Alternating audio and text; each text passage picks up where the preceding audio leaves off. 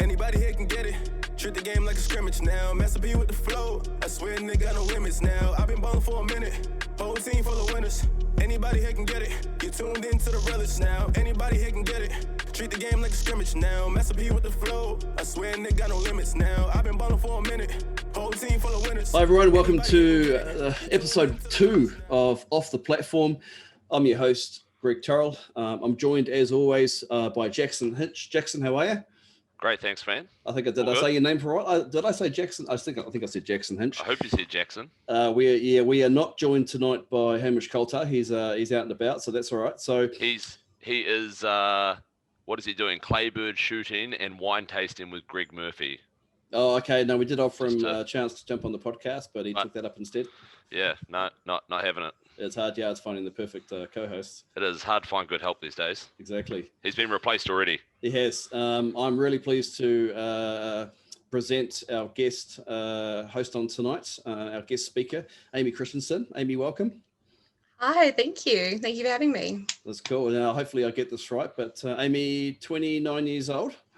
Yes. 29 years old. You are the president of the Canterbury Powerlifting Association and vice president of the New Zealand Powerlifting Federation.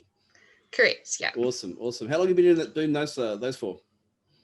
So this is my second year. I've been voted in as VP of New Zealand Powerlifting. It's the South Island VP. There's also a North Island VP as well. And Canterbury Powerlifting, I've been on the committee for maybe 3 or 4 years. And this is my second year I've been the president. Nice. You must be doing something right. I guess so, yeah. Fantastic. And you train out of Body Core, yeah, in Christchurch? That's correct, yeah. Nice. So I've been training at Body Core since about the start of this year, just before lockdown. Excellent. And that's how you know Jackson? Yes, that's how I know Jackson. Excellent. Okay, so you've just had really successful NZPF Nationals. Yeah, it's been incredibly successful. We had a vision of what we wanted it to be, and COVID kind of put some doubt in our minds as to if we were going to be able to make that vision come to light. But with the feedback we've had, everyone's saying it's the best nationals they've ever been to in New Zealand powerlifting history. 100% agree. So Fantastic. yeah, we're quite overwhelmed with the feedback, and just we're buzzing, really are. Nice. Well done. Congratulations. It's really good to hear. Thank you. Jackson, you wanted to run through some of the results? Yeah. So I just wanted to second Aimee's the feedback that Aimee's received. It was easily the best nationals I've ever seen in New Zealand. And like we said last time, I've been powerlifting since 2011. So I've seen a few, been to a few, competed at a few. Easily the best. Yeah, it was great. Very, very well run, fast. They got through 220 lifters, 210 lifters, something like that. Wow, 220 lifters. 220 lifters, like that's massive. That's probably the biggest as well. So to then have the biggest and also biggest, the best. Yeah. That's pretty good. So Great live stream. How many days was that, Aimee? Across? So it was over 5 days. So it was the first time we'd ever run over 5 days. It had always been 4 days, and it had been, you'd have sessions running till after midnight, and you would have back-to-back sessions where the volunteers wouldn't have much time in between. You're literally going from like reffing straight into the next session. So what we wanted to do was to have more time for our volunteers to actually sit down and have a moment in between each session, and also have the sessions not run so late as well. But it ended up being that we were quite tight with the schedule anyway because of how many lifters that we had. So Jackson and I, we've been involved in powerlifting for a few years now, and we know what goes into organising an event. But I guess for the benefit of those listening to this, take us through what it took to organise a massive 5-day event with 220 lifters. So we put our hand up to do it last year, just after Nationals 2019. So that was around August last year, and that's when we started planning then. So 14 months of planning. At that point, we only had 5 of us on the committee because we had people drop out from the committee because it was too hard, or, you know, they had their own lives to live, which I totally understand. It's not always right for everybody. They don't always have that time to give. So for a long period of that time, it was just 5 of us still doing our normal regional comps, but we would do 4 or 5 hour meetings every week, sitting down, trying to figure out what can we do that's going to be the best for our lifters, and literally nailing down every single detail. And then we had 5 others jump on board in April, which was awesome. So we had a committee of 10. Is that a full committee for CPA? Yes. Is it 10 positions? Right. Yeah. Cool. So Yeah, you're running so you've at got half strength for a while there. Yeah, we were. And it was just getting to the point where we were burning ourselves out, and we were just doing the bare minimum, but trying to obviously do it as good as we could do. And we knew, like, going into nationals, we needed more help just in terms of delegating things. And we were really lucky to have more people that wanted to jump on board. We have a really cool crew in Canterbury, a lot of really passionate people about powerlifting. But just in terms of the planning, like, I obviously work a full-time job, as do everybody else on the committee, and as you would know as well, Jackson. And then you've also got your own lifting as well. And then, like, I was doing like emails and phone calls and planning, like, on my lunch breaks, after work, on the weekend, really burning the candle at both ends. Yep. But so we set up for 2 days, and then we started 6 a.m. on the Tuesday, straight into it. Was at the venue for like 18 hours that day, and then had to like do my deload session because I was also lifting. What day did you lift? The Friday? I lifted on the Saturday. Yeah. I made a mistake doing the timetable, to be fair. I should have Should've put myself in the beginning. Should have put yourself first. You had the chance. I did you have were the in chance. Charge. Yeah, so volunteered all the way through, Tuesday, Wednesday, Thursday, Friday, and then lifted, had weigh-in at 6 a.m. on Saturday.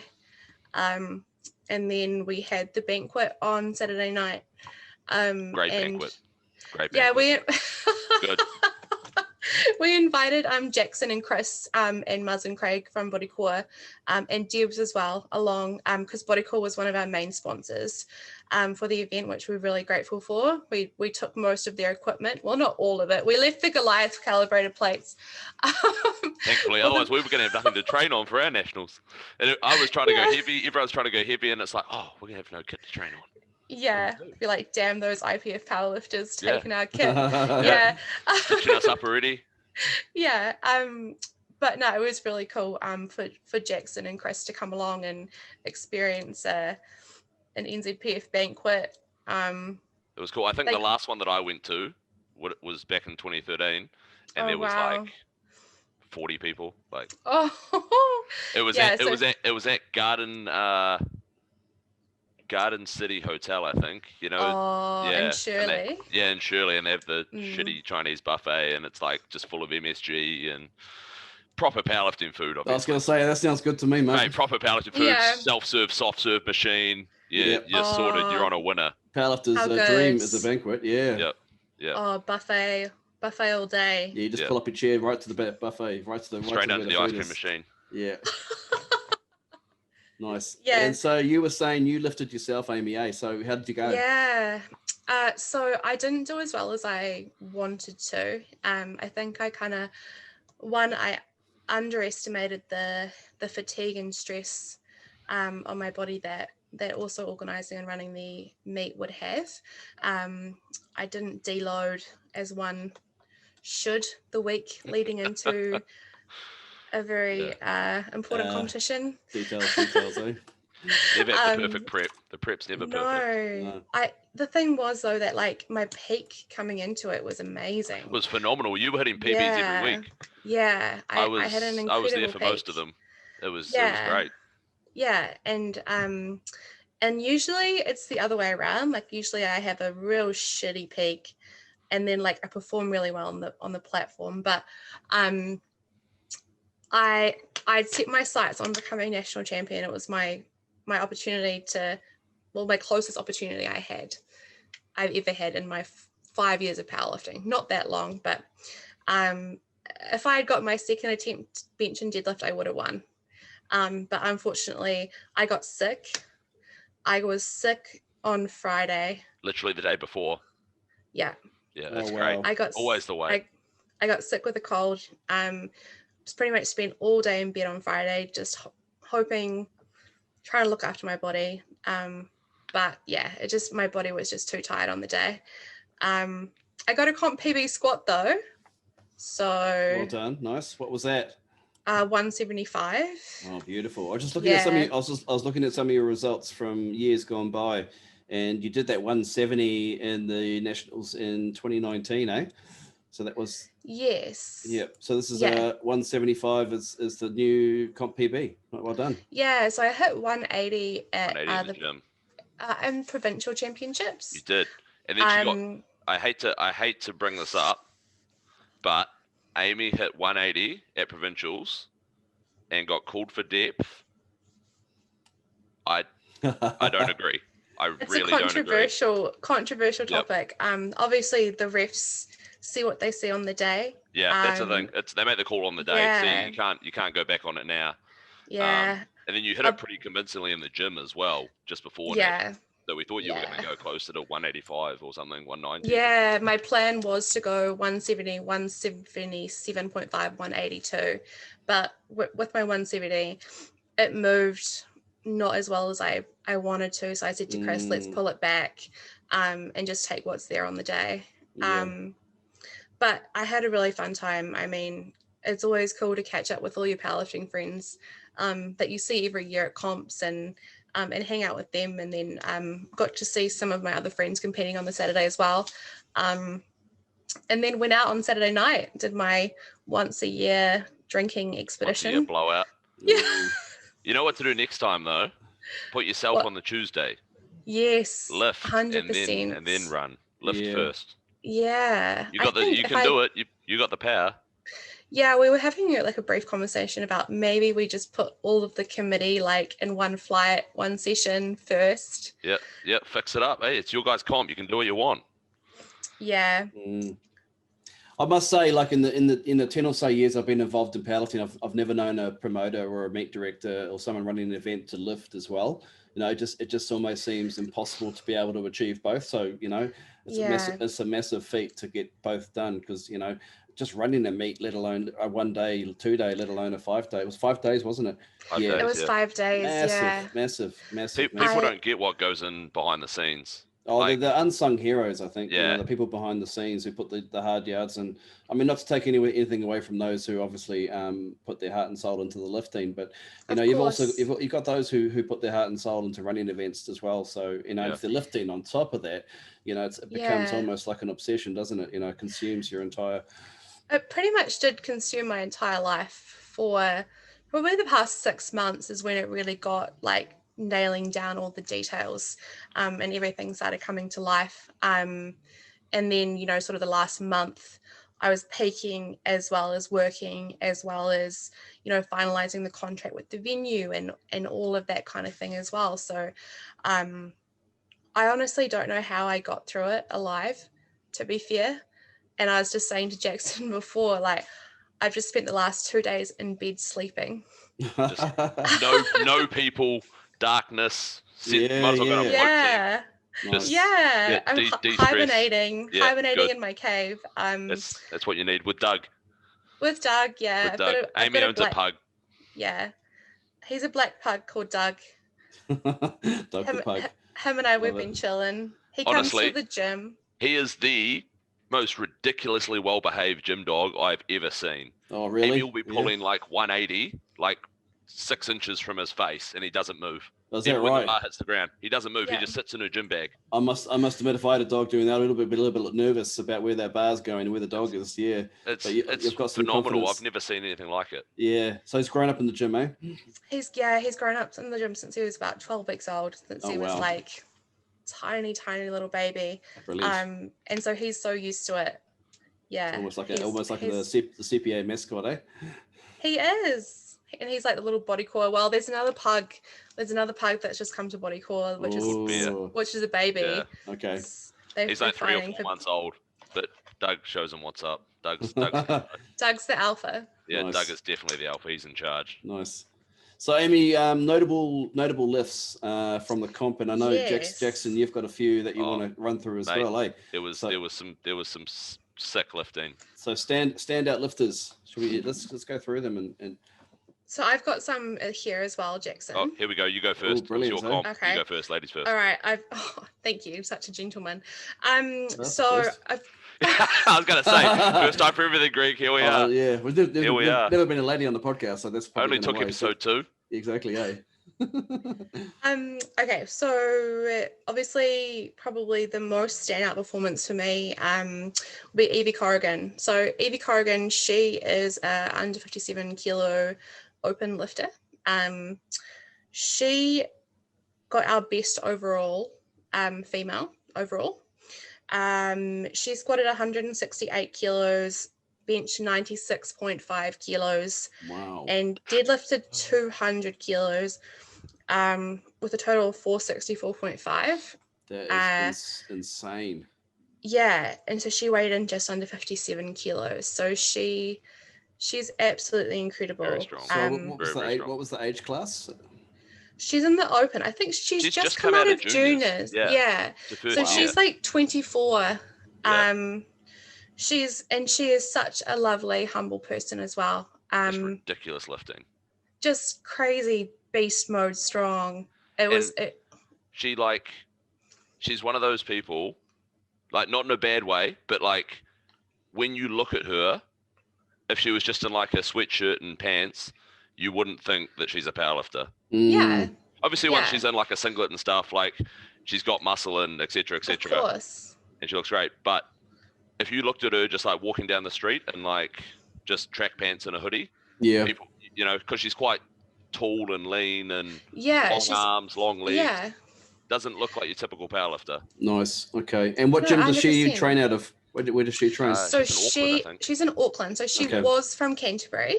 And she trains at Get Strength in Auckland, which is where a lot of the notable powerlifters in Auckland train who are part of NZPF. And I believe she's coached by Alfred. Yeah. Is it the Strength Architect guys, TSA? The Strength Athlete, I believe. Yeah, I'm sure someone will correct me if I'm wrong on that one, but she's coached by quite a notable international coach as well. He's over in the States, is he? Yeah. Yeah, and on the day she was coached by Kedrick, and he's a very, very well-known nutrition coach. I believe does nutrition for people like Taylor Atwood.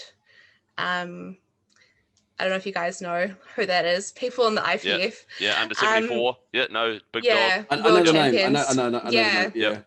Yeah. So he's a New Zealand, and he looked after her on the day, and literally got every kilo out of her. Yeah. Which was actually incredible. Like 200 kilo deadlift. Crazy. That's a big. It's like, I mean, you don't see like.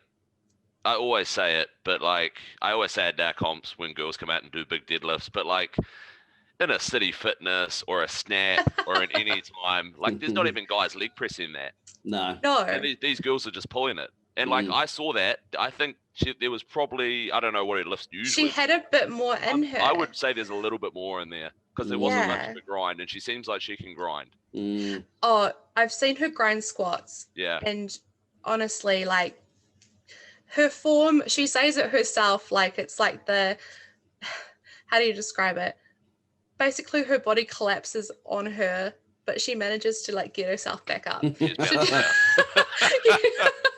Sounds like my squat, but I just keep collapsing. Yeah, Greg just keeps going down. She goes up and she gets the lift, and it's incredible. Just a quick note on just female lifting in general before I move on to our next best overall. A lot of people that I've met say, you have to be big to be in powerlifting, or mass moves mass, or things like that. And guys, I've met some guys and they're like, I need to put on a little bit more bulk before I can start lifting heavy. But you've got someone who's 57 kilos, who's just consistently grinded and worked for it. Mm. Slow, consistent progress over time, and she's doing that. Yeah. It's super inspirational. Yeah. I mean, she's almost benching 100 kilos. Like Yeah. that's like the mark of a man in a commercial gym. Oh, What do you bench, bro? 100%. Oh, 100? Oh, sweet. Yeah, you're all right. You Yeah. two know what I mean? plates. Yeah, it's almost She's- unheard of for a woman of her size and age. 57 kilos. Yeah, Yeah. You know? crazy. It's going to be a brilliant long career ahead of her. Yep. No doubt about it. Most definitely. She's been to Worlds a couple of times, I think, for juniors, has she?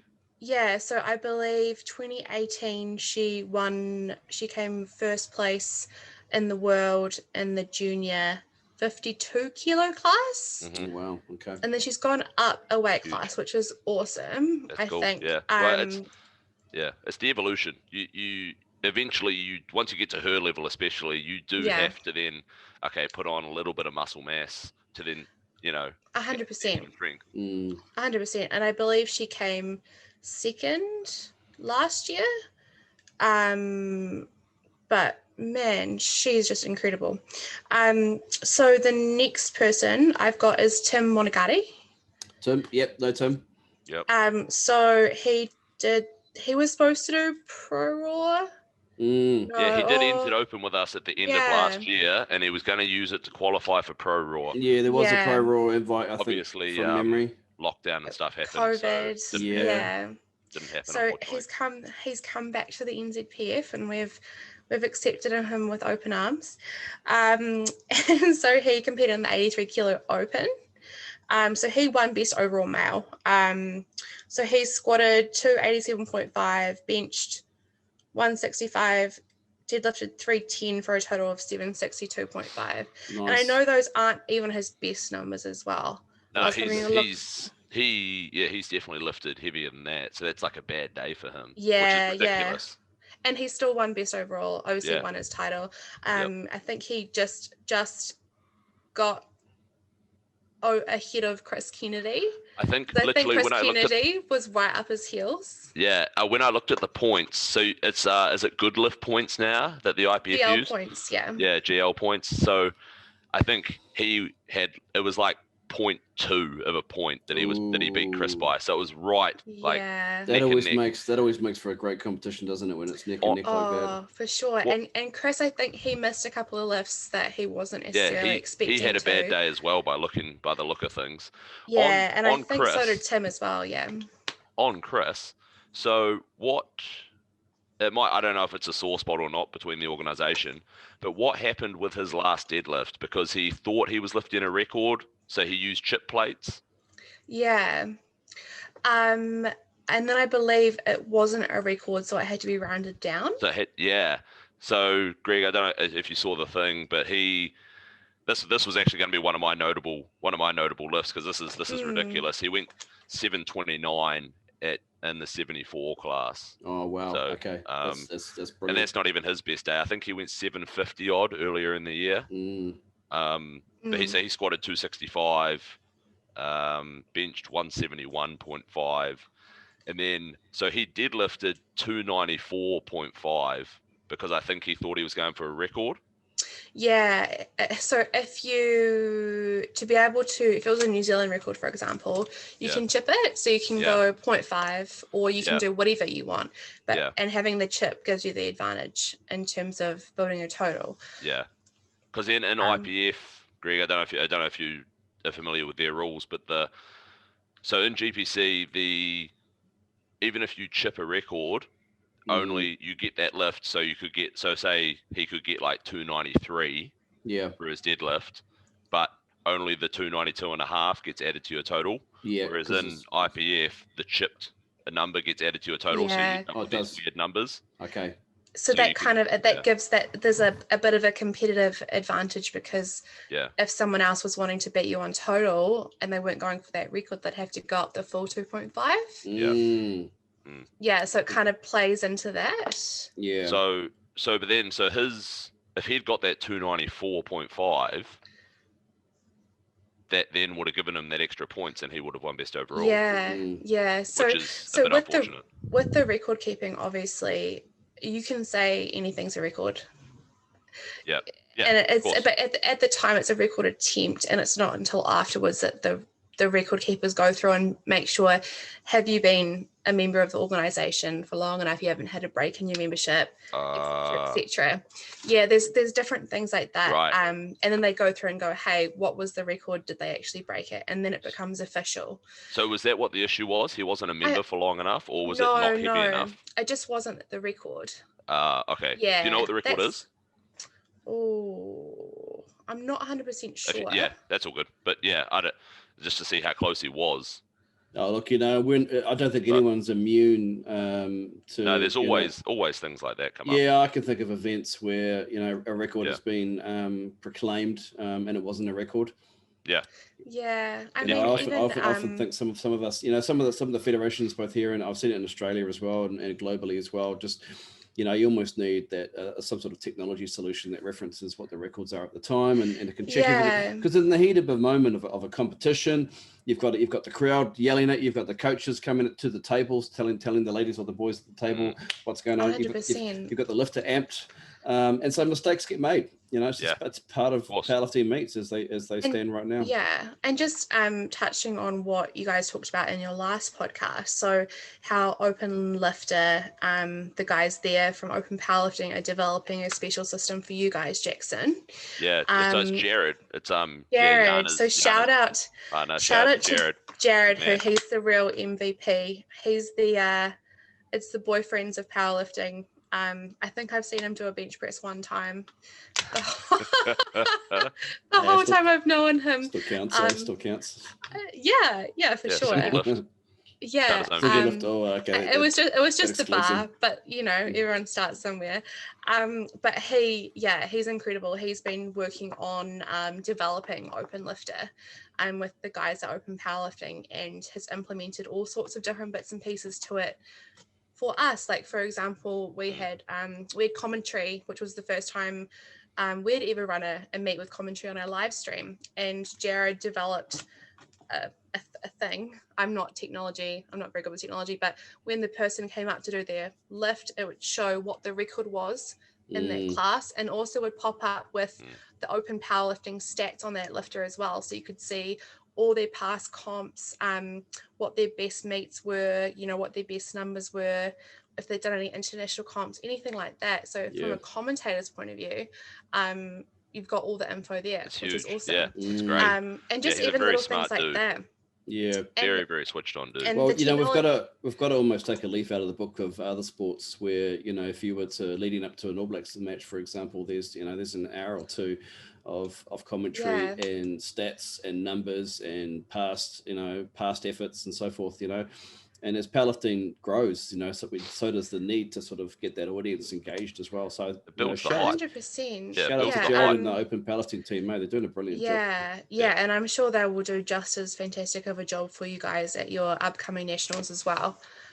He's awesome. Yeah, he's sent me our version.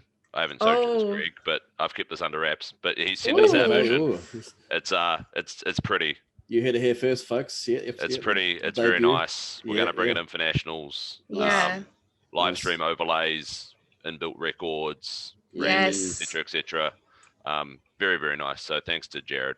Yep. Yeah. Big shout out. That record management is just so important because that's huge, man. Honestly, comp admin sucks, and that just takes so much out of it, and also then sort of saves issues like that where you don't know if it's a record. This just tells you, right, that's a record. Yeah, exactly. And the last thing you want is someone standing there with, GPC at least with, knee wraps on that are, stopping the blood from running to their feet, having to explain that they've got a record coming up and, having to go through that rigmarole. So, just let people lift and let the technology run itself in the background. Do the bits and pieces. I don't know why it hasn't been a thing sooner, but it's because there hasn't been the guys. There just hasn't been a team of smart enough guys. Like you said, Jared's only done one bench press. So it's typically, it's us who are lifting all the time. We've got time for this technology. And I don't think we're necessarily that au fait with technology, powerlifters. So I'm just not smart enough to do it, Greg. There's not too many powerlifting nerds, but where there are, let's grab them. Yeah. The amount of time, I think Jared did do that for our nationals. He did input all of our records, but it was the first time it had ever been done from our end.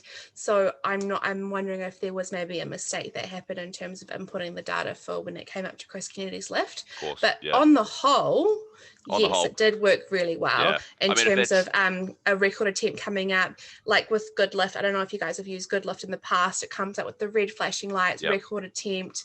It did that. Absolutely fantastic. I mean, to be fair, if you had 220 lifters, that's 1,800 lifts over a week. If that's the one muck up, that's a pretty good strike rate. 100%, 100%. And Jared also inputted all of the data for all of the 5 days ahead of time. The tedious stuff that no one wants to do. And then we also, because we'd run it one time, right? We'd run open lift at one time. But the tech setup that we were embarking on for nationals was quite huge. It was extreme. It was massive. It was the biggest. It was massive, man. There was TVs everywhere. There was client servers all over the show. We had live streams. We had everything everywhere. And we were going, well, what if it goes down? What are we going to do? And we don't want to go to the frickin' flags. We don't want the white and red flags. Like, we're not doing that. I hate the flags. So. We've all been there. A red bit of paper and a white bit of paper. And you hold them both up and you, you've got a red and then a yellow. Yeah. And IPF, it's worse. They've got 3 no's. Yeah. I'll do that. It's a red, They've got red, yellow, blue. Yeah. Yeah. For different stuff, and you get confused. Hold up green. Fuck, I don't know. So what they did was another guy in our committee and Jared and Jana, they went through and backed everything up on OpenLifter, which is another platform. So everything was ready to go on OpenLifter. NextLifter, everything was backed up on NextLifter. So if it's the old down, software, we could go back to that. So we had everything covered tech-wise. The amount of exactly. But the amount of hours that went into that, like huge. If I counted up all of the volunteer hours that our committee did, and people not even on our committee, like Jared, who refuses to join the committee but does a lot for the committee, we'd be millionaires. Really would be. Oh yeah, no, absolutely. Yep. No, I've got more. Let's go through some carry more. On. Let's go I've got more. Let's go through some more. I want to hear some more big numbers. Yeah, I want to hear some big numbers. Yep. Okay, so Zoe Perkins. So Zoe is here we go. Most promising lifter. Yeah, so we had a fierce debate over we had a most promising powerlifter award, big giant cup, and it was almost bigger than her. It actually was. She's little. That was Maui that chose that one. Of course it was. God, of course it was. So Maui Kopu, he's also on the committee. He did an amazing job. He did all the medals, the trophies. He ran around the venue with the Dyson vacuum cleaner.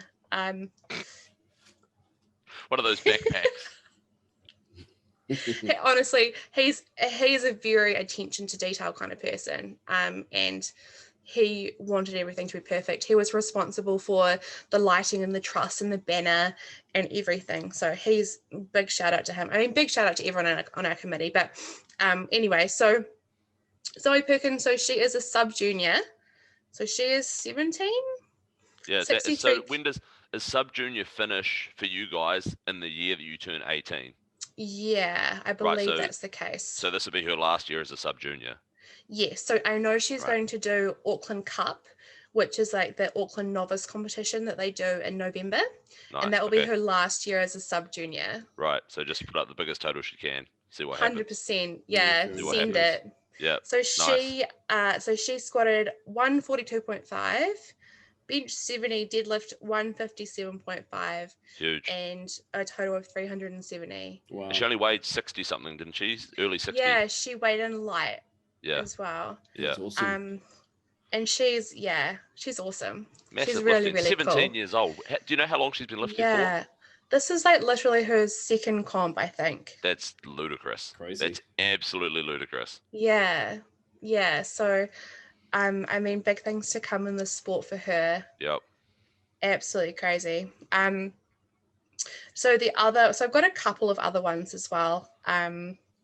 because I wanted to sort of highlight some people who maybe didn't necessarily get like the best overall. Can I take a guess at who's going to be next? Sure. Is it Terry? Yeah. Of course. This guy, honestly, blows my mind. It's guys like this that are just the freaks of powerlifting. Yeah. So I had a look on Open Powerlifting. So I think he did 2 GPC comps. When? And then, Did he? Yeah. Oh, and we let him get away. Yeah. Greg. What's his name? Slipped through the fingers. His name name is Terry Malafo. I think I'm saying that right. And he's in Auckland, Greg. You let him get away. Wow. Yeah, Okay, so, before my time, maybe. He is. No. He's only 21. He's only 21. He's a junior. 21. So he did 2 GPC comps. I think that must have been like novice ones. And then he did Auckland Regionals in July. And then he did Nationals. He squatted 300 kilos. 300 kilos.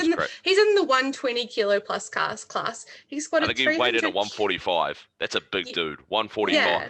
I've seen him. He's a big dude. Wow. How old was he again? 21. 21. Wow. Okay. And he hails from Otahu. I had a chat with him because I was telling him about how I grew up in South Auckland as well, and he was he's amazing. So he must be at Get Strength, eh? He's at Get Strength, yeah. Yeah. Okay. Yep. So he squatted 300. He benched 230. Deadlifted 330. That is mad. A total of 860 kilos. He just missed 342 and a half, I think, on his hook. Yeah. Nice.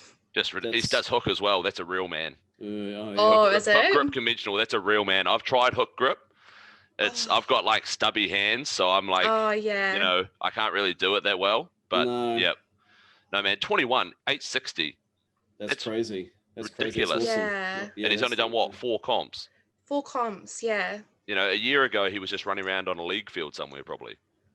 That would be a safe assumption. Yeah, just cracking skulls. And he's like, hey, actually, what can I bench? Oh, 200, sweet, let's go. Yeah, and he's, ridiculous. I could say this about like pretty much every single person that I talk about.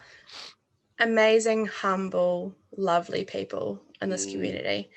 So Terry, of course. I've also got Amber Russell. So Amber Russell, the best grind ever. So what her deadlift, I don't know if you've seen the meme.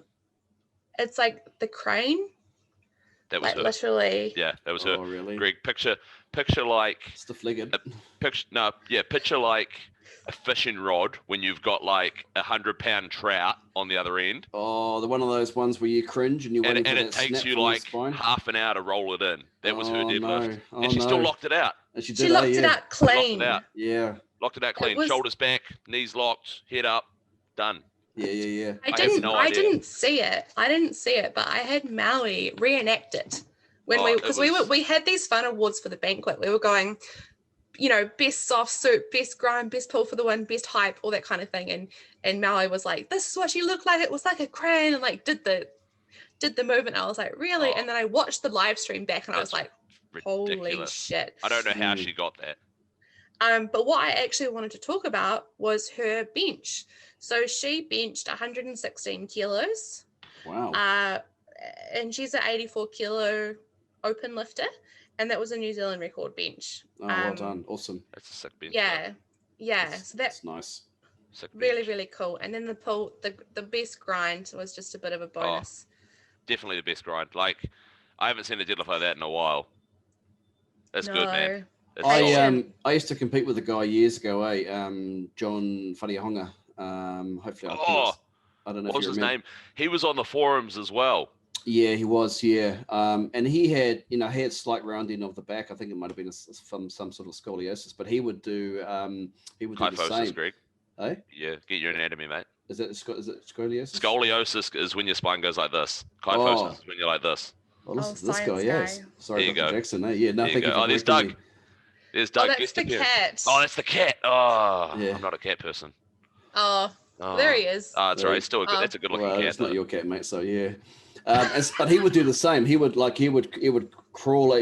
I like that, and it would just like the legs would go up straight away, and then like this, and it was absolutely painful to watch. And if he was grinding it, but 300 plus kilos, and I'm pretty sure he pulled 340. Yeah, it was definitely some mad weight. He had the most hilarious like split of lifts I've ever seen. It was like I don't know, he benched like in the hundreds, and then but I think squats, like he only squatted like, I don't know, he'll probably correct me, I can't remember, it was a while ago, but like he only squatted like maybe 220 or something. The squats were he wasn't a squatter or a bencher, but and then he just comes out. He is honestly. And I don't think you mind me saying that, but he was definitely a deadlift was his thing. Pulls 340. He's that guy again that you would come to in a comp. You'd have it like his subtotal would be like whatever. Subtotal, yeah. And then he'd just pull for the win. He'd come from 10th comes and pull for first. Yeah. I love that. I don't think they were quite tokens, but in his mind, I'll do the token squat, I'll do the token bench, but boom, I'm gonna smash out that big nasty deadlift, so good. Yeah, and get the crowd, the crowd on their feet. Yeah. I mean, there's nothing like a bit of hype like that, eh? Like the crowd was yelling for her. Yeah. And she had a pretty brutal water cut as well, I think. So she get under 84, did you say? Was she under 84? Under 84, right. Yeah. So she weighed in like 83 point something, very close to 84. Right. Do you know what a normal walking around weight is? I believe like 86, 87. Right. Yeah. That's harsh on a 2-hour weigh-in. Yeah. Yeah. For those, and also the traveling as well. She's from Auckland, is she? She's from Southern. She's from Dunedin. Oh, right. So, okay. Yeah. Yeah, I think people quite appreciate how difficult a cut is. Even a 24-hour like we have, but 2 hours, it's just insane. So full credit. To do a decent cut on a 2-hour weigh-in and then still perform is like, especially on the bench. I find water cuts affect bench the most. Like a deadlift, like she did, you can grind it out. But bench, that drop in body weight, I think, and some of maybe the cushioning around the joint, I don't know what it is, but I find water cuts affect people's bench the most. And there's a surprising amount of people. Pretty much everybody who is in the weight restricted categories does do a water cut to some a cut to some degree, unless you change weight classes and you weigh in under your weight class. Being in I'm in the 84 kilo plus, so I've never had the pleasure of a water cut. It's fun. You should try it sometime. Yeah. It's great. Oh, I don't know. It's great. I don't know. But I've one of my friends actually who competed, he was at like 98 kilos and he water cut and like hot bath and saunaed and weighed in at like 92.9. Oh wow. Did he lift well though? He lifted really well. Oh my. Yeah. That's good, man. That's hard to do. As an experienced athlete, right? You kind of know your body and you know where the limits are. Where is good for you. Yep. But no, I'm pretty far away from 84 kilos, so I'm hopefully won't be experiencing that. Leave that to everyone else. Stuff it. My experience with water cuts was bodybuilding, but the links you go to with bodybuilding, especially to get down to the weight, we would do the water cut over the few days preceding, going from like 10 liters a day all the way down to like nothing, and then jumping in a sauna, and then jumping in a bath full of Epsom salts, and just quietly between us, using like hemorrhoid cream wrapped in Glad wrap around your abs just to try and suck out that remaining water. Hemorrhoid cream. Yeah, I was willing to give it everything. Is that the secret? That's the hemorrhoid cream, mate. I might try that. Yeah. How does that work? I don't know, but you wrap magic. You spread the hemorrhoid cream on the muscle that you want to get the extra cuts in. Allegedly, this could be a little bit of bro science, and I might have fallen for it. Yeah, Greg, I feel like that's put in the comments below if you think I'm being a bit of a dick. But hemorrhoid cream and just wrap your torso in Glad wrap. Interesting. Yeah. I think hemorrhoid cream is designed to sort of tighten the muscle, so to speak. Tighten the skin up, probably. That makes sense. That makes sense. Yeah, it didn't have it for any other reason other than that. Yeah. get rid of some of the subcutaneous water. Exactly, yeah. It was an interesting purchase, that one. Yeah, I find that odd with bodybuilding, eh? So there's a bit on a tangent, but when people look at bodybuilding, like, I think that's one of the things that drew me to powerlifting actually over bodybuilding, is that when you compete in bodybuilding, people look at them and they look great. They look fantastic. I want to do a show at some stage, maybe, if I can face getting a wax. But they're at their absolute weakest on stage. Yeah. Absolute weakest, because you're so dehydrated. You've done heaps of cardio, like whatever. You know, they're at their absolute weakest on stage. Whereas for powerlifting, when you compete, that is like your pinnacle. Like, you're going to lift stuff usually at a meet, if you peaked right, that you can't lift either side. If that makes sense, you're at your peak performance. But I'd love to get someone on the show who's experienced the water cut and both. Yeah, can really take us through the whole process, just for the interest of people listening. Because obviously, like you say, Jackson, you get it wrong. You get it wrong. That's it, bro. I mean, like I said on that first episode, I've done a couple of really successful ones, and that one in Serbia that was just, mate, that was I probably couldn't have fucked that up more. To put it bluntly. Exactly, yeah. And like, I've had some pretty extreme things of, guys and girls on IV drips just to rehydrate afterwards.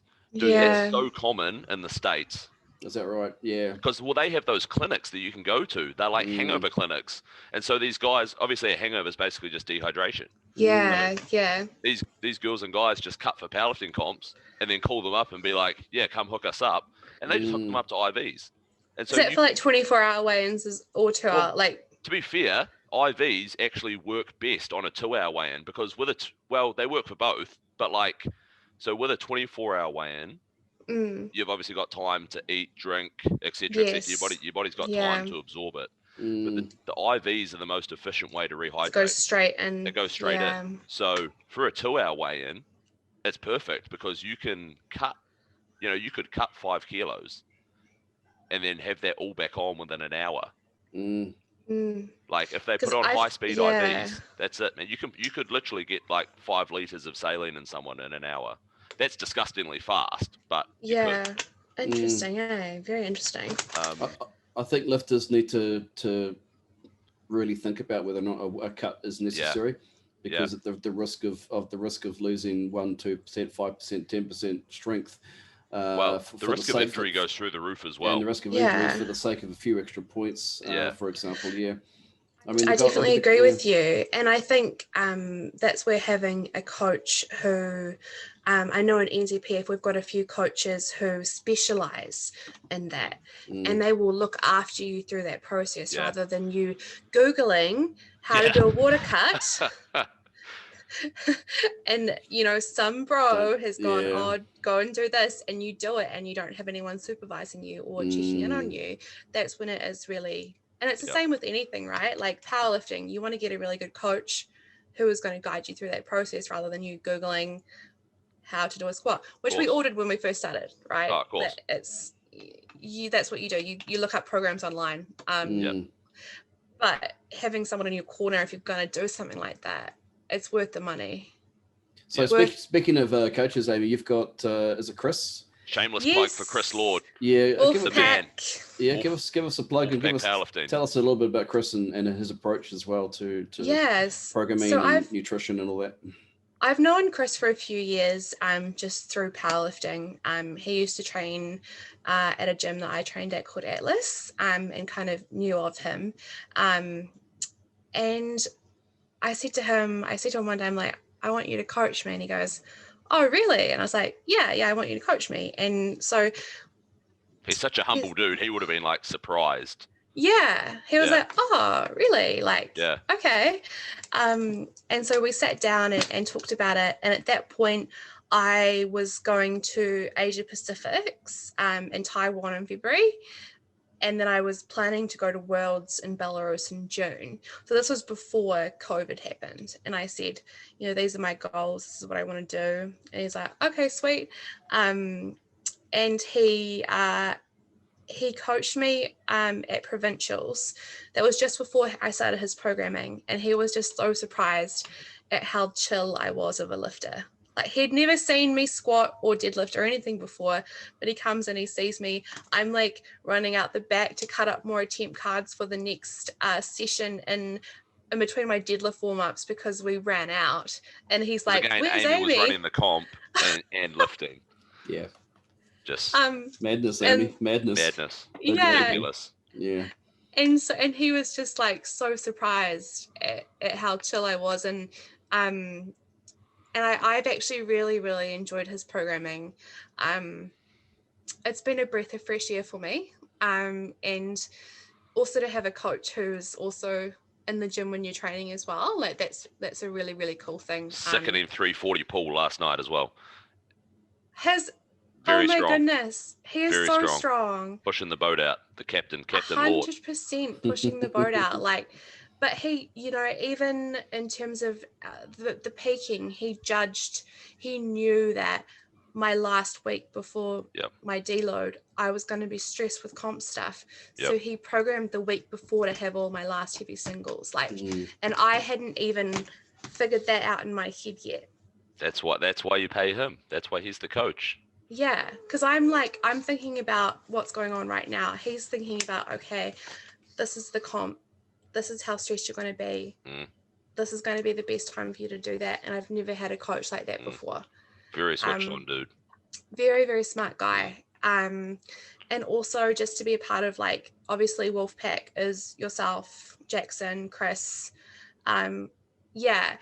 Yes, boy. Nice. I mean, I didn't really know these guys super well when I joined the gym, but they were so welcoming. Everyone's welcome. We to put it bluntly, we cut the dickheads pretty quick, and they. But no, Aimee's been great. She's fitted in extremely well. Made the cut, Aimee. Nice. Very chilled. Just puts in the work. Just does what she's told. A lot of people second guess the programs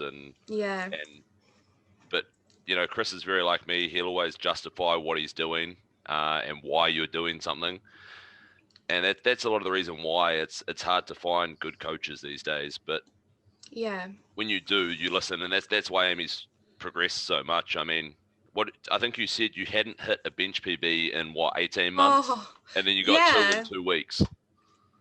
Yeah. Wow. Okay. The Aimee benches over 100 kilos as well. Aimee's best bench is 102.5, and that was, to be fair, I'm very surprised at your bench for comp, because that 102 was solid. It moved really well. So if you can bring that, actually, that's Aimee's next comp. We were just talking about that before. Oh, yeah. Bench nationals, 5 weeks. What are you going to bench? Yeah, you're gonna do it 5 weeks. Yeah, I've signed up, so I've committed. What are you going to bench? 102.5. No, don't be like that, Aimee. We're here for PBs. Come on. 105? Push the boat out. Yeah, good. No, even that. There you go. You heard it here, folks. 105. Yeah, in 5 weeks. Yeah, There you go. 105. She's committed. She's All right. committed. I'm not. I have no part in running the competition. I will literally be flying in, and I will be competing, and then Flying in. Flying out. 105. Perfect. That's what you Flying want. out. 105. Get Yeah. out. Done. You heard it here, Chris. Hopefully. 105. And also my direct competition, Jana, who is Jared's partner, she's not going. Oh, why? Oh, she's tired. Oh, rubbish. Oh, she's got 5 weeks to recover. She's got 5 weeks. No, I apparently Jared's got a special romantic weekend getaway in Queenstown. Nice. And I said, oh, but Hamilton's like really romantic. Hamilton is not romantic. Shout out to our Hamilton Jared. listeners. Yeah. I'm sure we're gonna get feedback on that, mate. There's bound to be some romantic places in Hamilton somewhere. I'll take that. I was born in Hamilton. I'm actually an Aucklander, but I was born in Hamilton. So there you go. So Aimee can say it. Aimee can say it. I can say you get it. a free pass. Yeah. Yeah. We'll have Hamish on I would next say week to Hamilton is debunk. about as romantic as Greymouth. Shout out to our Greymouth listeners. Yeah. Greymouth lifters, the West Coast, mate. Yeah, I bet. Oh no, I won't say what I was going to say. God, nah, you can't do that. I was going to say I went to Greymouth for the first time a couple of months ago. How was it? Horrendous. I didn't think too much of it. No. Notice how I'm not there anymore. Yeah. I mean, I'm sure it's a great place. No. Oh, you're from Greymouth, aren't you, Jackson? Yeah, bro. You float around that area. Yeah. Okay. Yeah. It's like we said, mate. peak tourist season, there's like 10,000 people. Yeah. And there's not a lot going on. Let's just put it that way. It's Well, not since you left anyway. No, mate. I can't say that. Because I'm definitely not. Oh yeah. So you Aimee, brought the hype to Christchurch. Yeah, that's exactly. See. Yeah. I do have one more. Oh, here we go. Yeah. Sorry, we've gone on to. tangents here. This is like, when people say the road to success isn't like this, it's like this. It's not linear. This is us, but it's great. This is what we're here for. I've got a couple of things that I did want to talk about before we finish. Go on. Go on. So my last person that I had in my notable lifters, Alex Hood. Wait, hang on.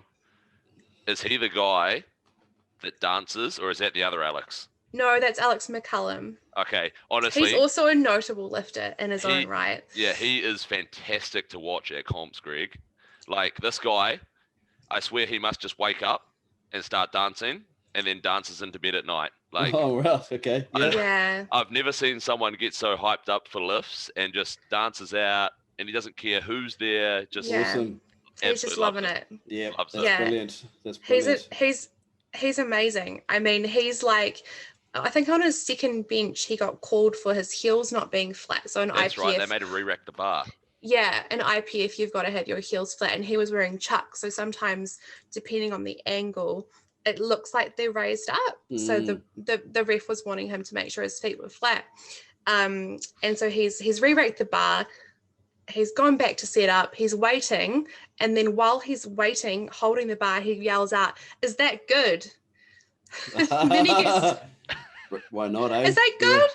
Yeah. And then he gets to start. I hope someone responded. Did anyone respond? Oh, they gave him the start command, so I guess that's about as good as it gets. That's about as good as it gets. Yeah. But he also lifted and he volunteered and he helped set up and he helped pack down, like as much of a character he is, he's also like happy to help. Happy to help in the sport, which is awesome. Good man. Well done, buddy. Sorry, so Alex Hood. Alex Hood. So, yes. So Alex Hood, he's 20 years old.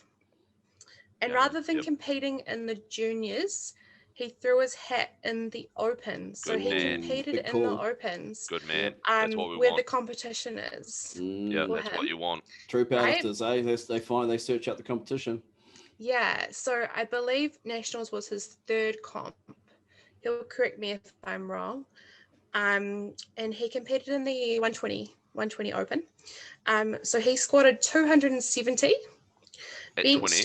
At 20 years old. Jesus.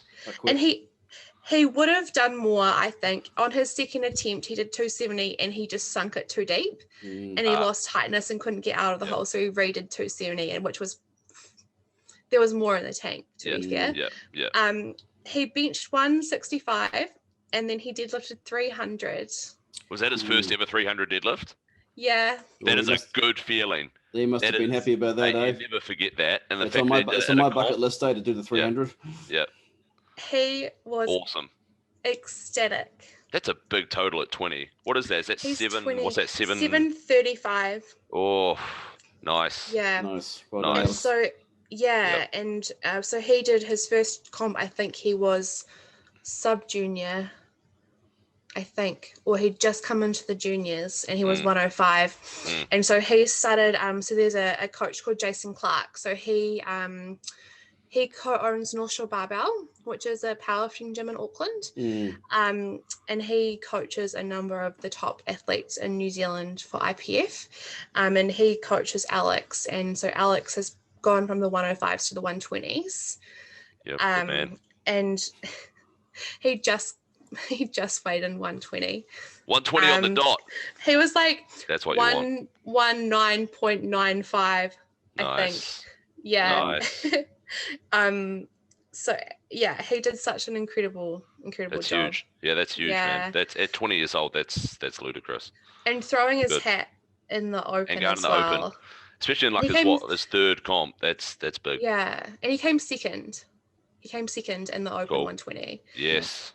And he was actually egged on to do that from Maui, who also competed in the Open as a junior. Yep. Nice. in Nice. the 105s. It's always good to see when it's the age awesome. classes. Yeah, I like to see the age classes. Sometimes they want to find the competition, so they go in the open. It's good. Nice. Those age classes dilute the sport a wee bit sometimes, especially if there's not enough people entering. So it's good to have guys like that around, and girls obviously, who then are willing to then chuck their head in and just have a bash. You know. Nice. Aimee, you mentioned one more, right? And there was another guy who was one more thing that I wanted to talk about. Yeah, go for it.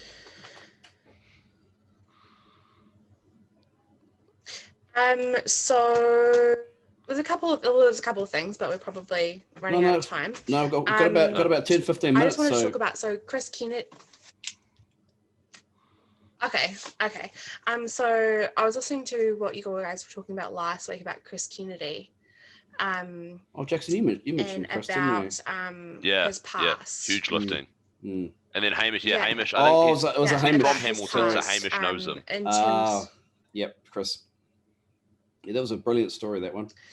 Yeah, and so I think that all powerlifters, well, from what I know, we all have a little bit of crazy in us, and we all have, we maybe come from pasts that haven't always been ideal. And so what got me into powerlifting, so when I was 19, I went into rehab also. So I went into rehab. I was addicted to prescription painkillers. And so I went into rehab for 9 months, and I was on the methadone program. And that was I just turned 20. And I was at the fork in the road when I came out, and I went, what do I want to do with my life? Because I could have quite easily stayed on that path. Yep. Yeah, because withdrawing from opiates is probably one of the hardest things I've ever done in my life, both mentally and physically. And, I had never been athletic at school. I'd been bullied about my weight, never been in a gym. And I decided to sign up for a gym when I came out of rehab, and obviously didn't have a job or anything like that, and just kind of dedicated my life to fitness at that point. And I did the bro lifting for a while, and then I got into doing CrossFit. So I did CrossFit for 2 years. And I was also personal training as well at the time. Shout an out to unrelated CrossFit incident. lifters. Go hard, guys. No, Aimee found a real sport.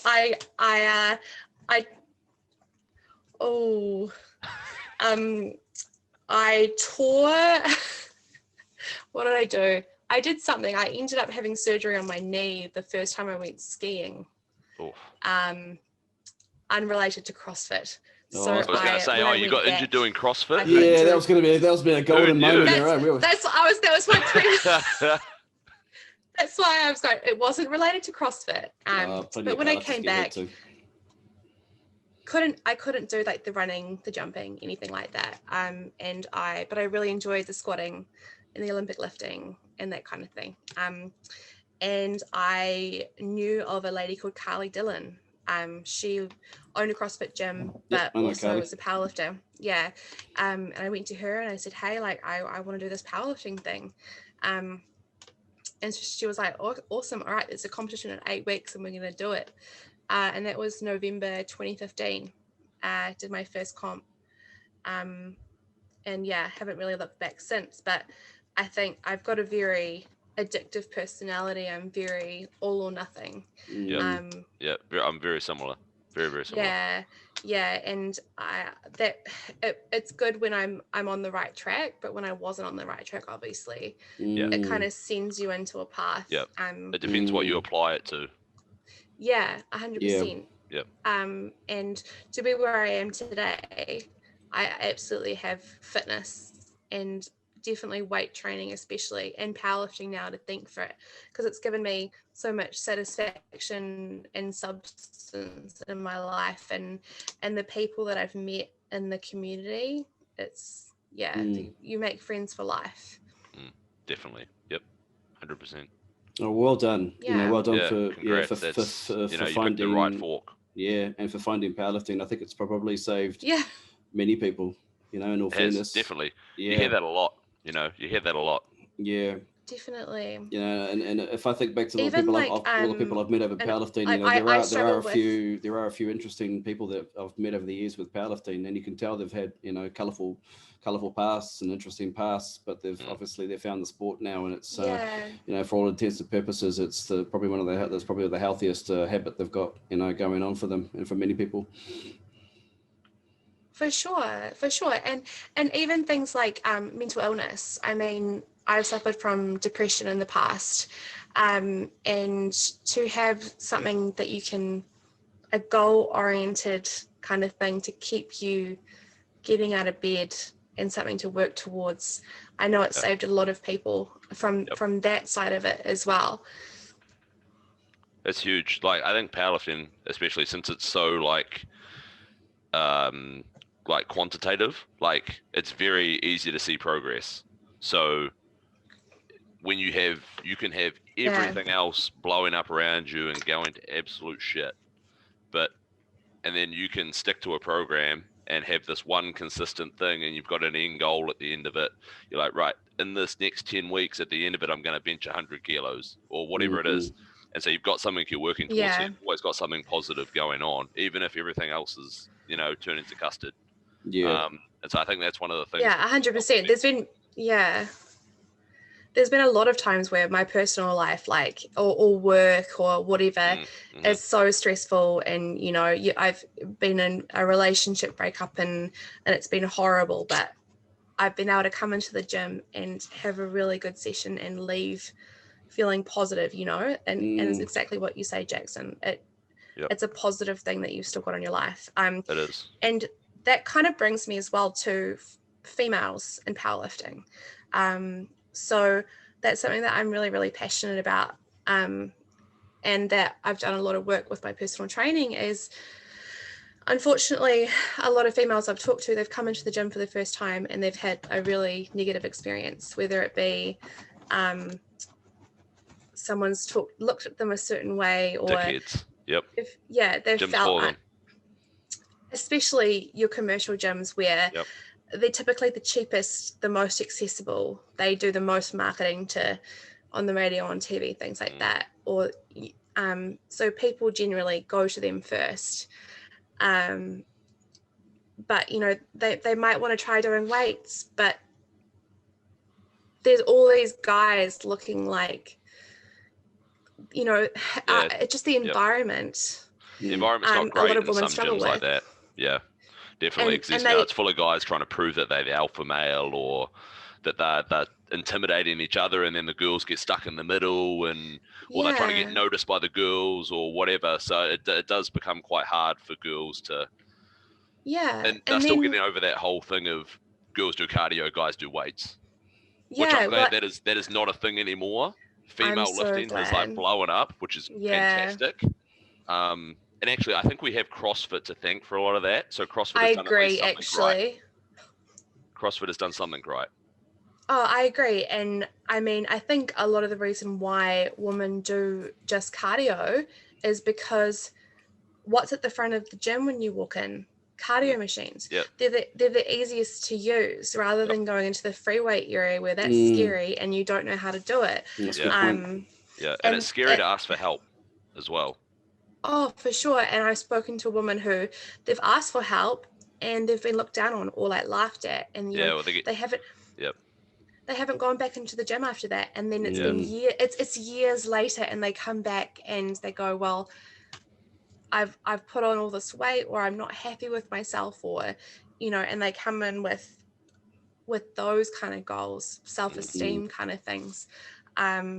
And they have this belief that I need to do all this cardio or to be able to lose weight, or I need to cut this many calories or eat a particular sort of thing. So there's a lot of things to maneuver in that kind of situation when a woman comes into the gym.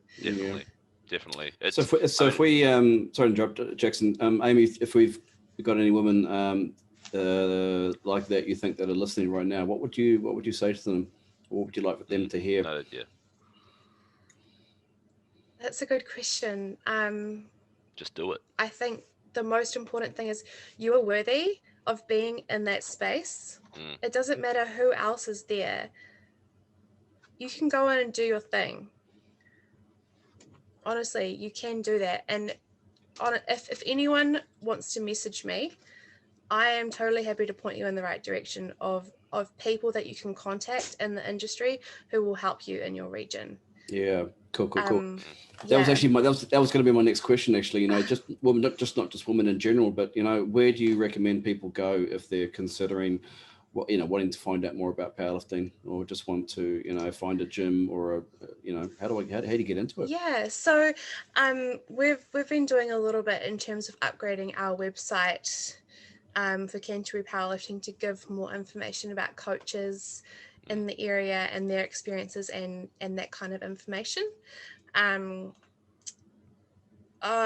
shameless plug. Do it. No, go for it. That's what you're here for. Go for it. Yeah, plugs in into the sponsors. At Aimee Kim PT. Yeah, so Aimee is spelled AIMEE. So that's my Instagram. And if you want to send me a message, I can direct you to someone who might be able to help you in your region, or I can help you out if you're in Canterbury. Also, if you search Canterbury Powerlifting on Facebook or on Instagram, that is also a really good resource, or New Zealand Powerlifting. If that is something that you want to get into, not trying to do a whole IPF versus GPC thing. But no federations on this podcast. It's all federation. Powerlifting. Yeah, powerlifting. Yeah, 100%. So get better. That's and those are the organisations that I'm involved in, and that's where you'd be able to contact people. It would be either through me or my colleagues who work in the committee. I think that powerlifting is just such a powerful, well, obviously powerful, but a really powerful thing to be involved in as a female, because you come in and you are not trying to better a number on the scale or try and make yourself look better in terms of what you look like. It's about what your body can do. And for females, when they start to move away from, I need to be under this weight, or I need to look this particular way because of someone that I've seen on Instagram, fitness influencers, things like that, you become a lot freer. Yeah, I think when people put like a lot of, especially females, it seems, because they're always told, right, you need to look like this, you need to weigh this, you need, it's women's magazines are hilarious. It's like page 1, how did Jennifer Aniston look this good at 52? Page 3, accept yourself however you are. Page 3, here's a cake recipe. Page 4, buy this detox tea. You need to lose 20 kilos in 4 weeks. Like, it's the mixed messages are ridiculous.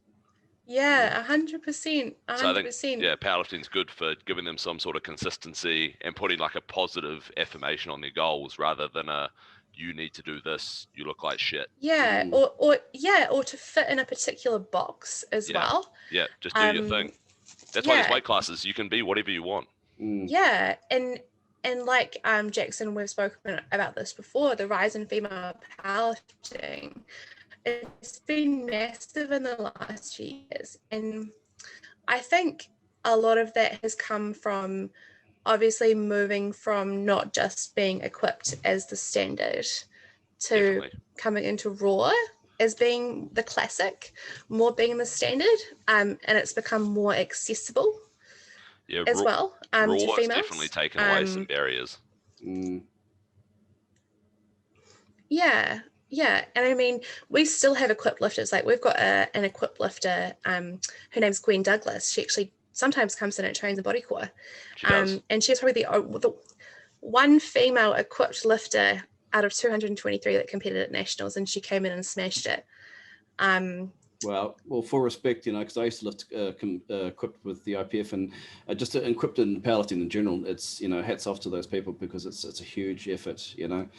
You need a team. Man. You need a team of people around you. I know. I've had a conversation with a friend of mine who said you don't need a team around you if you got the right equipment at home. But I tell you right now that putting on lifting, you need a team. Sometimes putting on some of these shirts and squat suits, you need cranes and all sorts of apparatus. People with really strong fingers. So it's different. I have a hard enough time getting my knee sleeves on. Like I'm already sweating by the time I put my knee sleeves on. That's the warm up. And then we just go straight into 70 kilos. Straight in, done. Yeah, easy. I mean, the funny thing with equipped is that when people are like, "Oh, the bench shirt does all the work. The squat suit does all the work." I mean, I've chucked a bench shirt at a bench press bar before, and the bar hasn't moved. So, I mean, I think that there's still got to be a person there that moves it. Yeah, well, my favorite comparison to that'll be like saying the pole vault. The pole does all the work. Yeah, the pole does all the work. Yeah. No, it's like we said last time. I think it's a completely different sport, really. But to the untrained eye, it looks the same. So people don't understand. Yeah, and I mean, obviously, there's the finer details. Like it's different movement patterns, and it takes time to learn those. It's like, how many times have you done a squat? But then you go to do a squat in a squat suit with reps. It's completely different. And so my last thing that I want to talk about. Go hard. Yep. Go for gold. So I have got I'm quite injury prone. I'm very injury prone, and I've told Jackson this story before. So I know where this is going. So I've got something that's called joint hypermobility disorder. So what that means is that basically my joints move too far. They are very lax in the socket. So I believe it's sort of like a too much collagen in the tendon or something. I don't know the mechanics, but I think that's the basic mechanics of it. Yeah, so basically, like, there's different severities of it, but like my elbows, my hips, my knees, my ankles, my shoulders, they all can dislocate or sublux or dislocate if I move them too far past where they're supposed to go. So that obviously affects your lockout. I assume that's. I have to be very careful. I have to be really careful with things like walking out squats. I'm lifting a mono. Oh wow! Always welcome. Shameless plug. Yeah. There you go. There's the conversion. Maybe that's the secret. No walkouts. I mean, that would solve a lot of problems for me. Yeah, I have been tempted to try the mono. And let me tell you, knee wraps will keep your knees in place. Yeah. Well, I'm a little bit scared of the mono now because like I was trying to like be a cool guy and like lean against it while I was talking to someone the other day, and I leaned on the.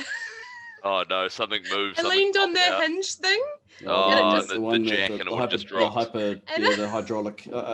Lucky no one was under the bar at the time.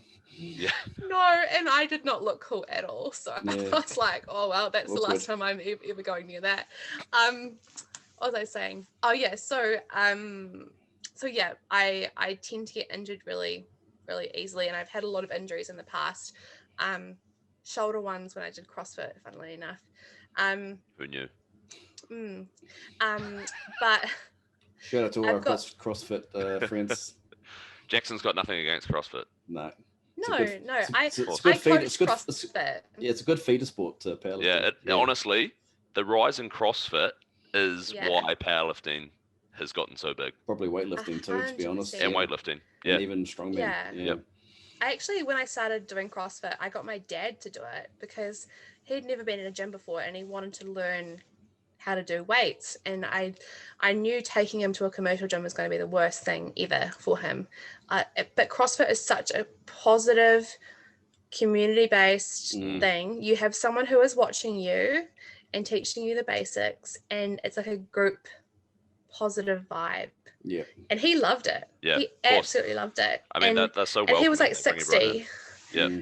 He was 60 and everyone there was like, you're such an inspiration. And, he was working at the same intensity as everybody else, but he just, at his own weights or at his own movements. Yeah. It's great because they can really scale everything.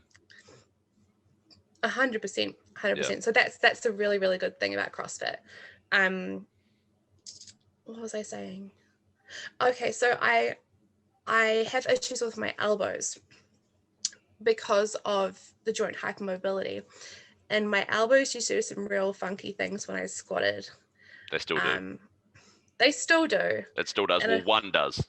One does, and I can't feel it. I don't know how to fix it. And Chris is always like, "What the fuck are you up to?" I'm like, "I don't know. I can't feel it." Your elbow's supposed to bend one way. Aimee's bends another couple. Okay. Yeah, but it's fine. It's fine. Yeah, well, hey, we'll say it's fine. I'm not a doctor, so I don't know. But I'm not a doctor either. There was that time that you were like, you were spotting me, and I was squatting like 170 kilos, and then you called out all the gyms in Christchurch saying that the girls at Bodycore squat more than any of the guys in any other gyms in Christchurch. They do. Jackson, eh? Yeah. Mate, yeah. I love to poke the bear, and it's the banter. A bit of banter, you know me. If anyone listening hasn't already figured that out. Sounds like you want to shoot the bear too, by the sounds of it. Yeah. Hey, well, you know. Squat battle, let's go. Set the bear on fire. Oh, if anyone wants to come and have a squat battle, you know, there's levels at Bodycore. You got to verse the first boss and then work your way up. You know, JT's the final boss. Who's the first boss? I don't know. One of the people doing like BC40 or something. One of the guys doing the circuit classes. You know, if you can't squat the pink kettlebell, don't even bother coming in. Oh my god, I love that. And JT is the final boss. JT or Ben's the final boss. Oh yeah, yeah, I like that. Yeah. So you're still up the ladder. So you're not the first boss. I mean, I'm no Ben Cray, 400 and something kilo, but I'm up the ladder. Yeah. 420 was the latest. That boy's incredible. I think he's he's still in for nationals at this stage. I think he hurt his back a little bit with that squat, no. but so he's taken probably about 10 days rest or so. He just did some deadlifts. Yeah. He's going to get in one more heavy squat and then see what happens at nationals. Oh, he'll be awesome. Love to see that. It'd be good to see some 400 plus squats. Yeah. He made an appearance at NZPF nationals. He was helping Maui and Mahaki. Yeah.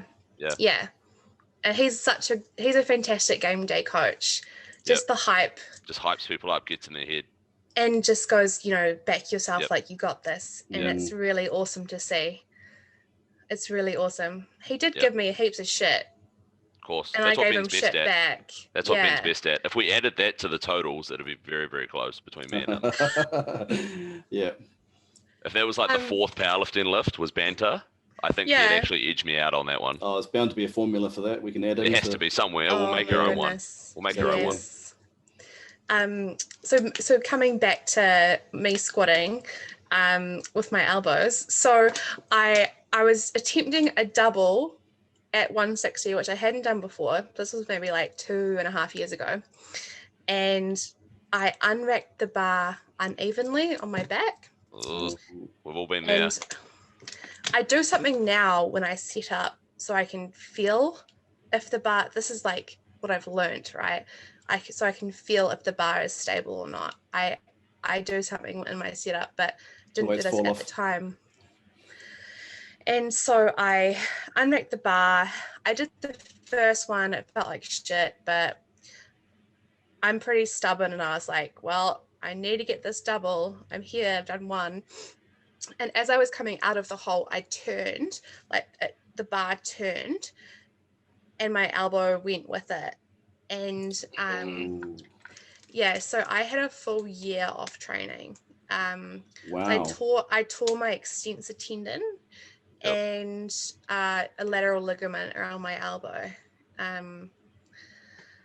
So I had a full year off. I mean, I could have gone and done like leg press and shit. Like I could have done that, but all or nothing. It's boring. It's hard to stay motivated when it's like that.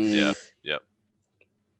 I really struggled. And then so after a year, come back into the gym, and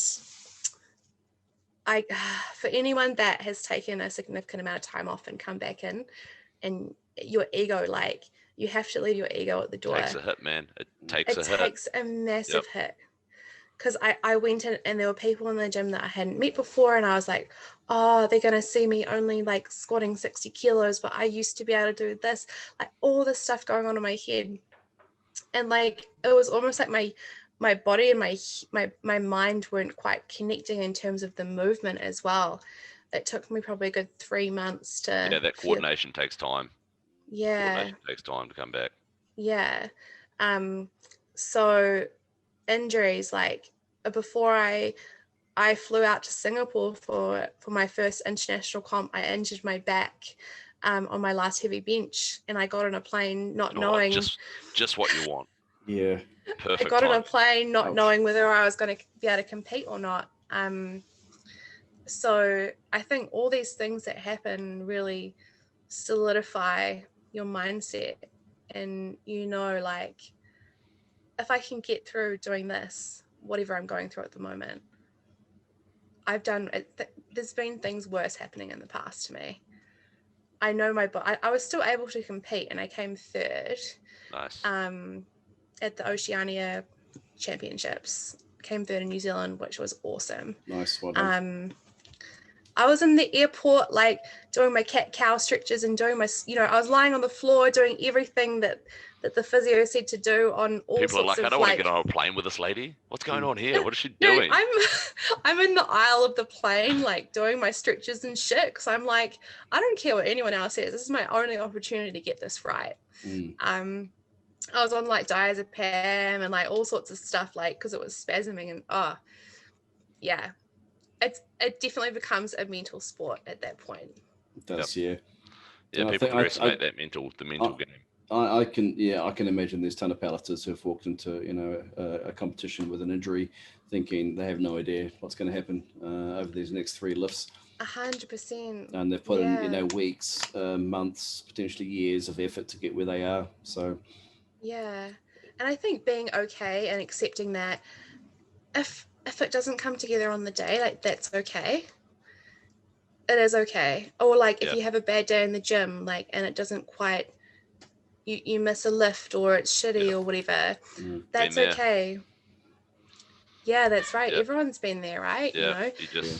You got to move on, because if you get hung up on that, you're going to get hung up on every little thing that happens, and you got to know to trust the process and trust what your coach has planned for you. It takes a bit of experience sometimes to be able to compartmentalize and remove the emotion from things. It's taken me a long time to actually get to this point. And I still get caught up in the emotional stuff from time to time, because but I try my best to not let it get to me. Nice. Like not winning this past week, that could have really fucked with me for a long time, but at the end of the day, I gave it everything that I could, and Jana had it on the day. Nice. So 5 weeks for the bench press. It's bench press nationals. Bench press nationals. Bench nationals and the Tron. Okay. So I think it's just going to be a bit of a fun one for me. And I might 105. hopefully, depending on what Chris says, because Chris said he was going to look. I want to do our Raw Cup in December, which is our last comp of the year, to try and get some redemption. So if the boss says yes, I'll convince him. Don't worry, I'll tell him. I'll tell him. Chris is listening right now, so you've already told him. That's it. You've already announced that you're doing the comps, so it's too late. It's out there now. Half of Canterbury's heard it right now. I captain. Nice. Right, so bench nationals, Raw Cup, it's coming. Exactly. Well, I mean, we would love to get you back on the show if you're ever keen on joining us again. And I think if you hit that 105, we'll have to get you back on to tell us all about it. And yes. But I have to hit it now. You have to. Yeah, you have to. It's on the internet. So stays around forever. It does. And what's on the internet is true 100% of the time. So let's make it happen. But hey, on behalf of Jackson and I just want to say, thank you so much for coming on. It's been awesome to hear your story, and I think there's probably a ton more we can cover. So I'd love to get you back on to recap some more stories and talk a little bit more about you. That'd be awesome. Thank you so much, guys, for the opportunity, and awesome to get to know you a bit more. 100%. Yeah. Thank you, Yeah. Jackson, for inviting And also Aimee looking on. forward to seeing Jackson going to come and smash GPC Nats 2 Hopefully. weeks. Yeah, pretty much 10 days now. I mean, I left on the Sunday. Yes. So it's like, 10, 11 days. 10, 11 days. Yeah. Yeah. I will Right. I will 100% be watching on the sick as live stream that I've been hearing about. Gonna give it a live stream. Yeah. Jared's Yeah. overlay. Man, Yeah. Jared's overlay. Josh, no pressure, but yeah.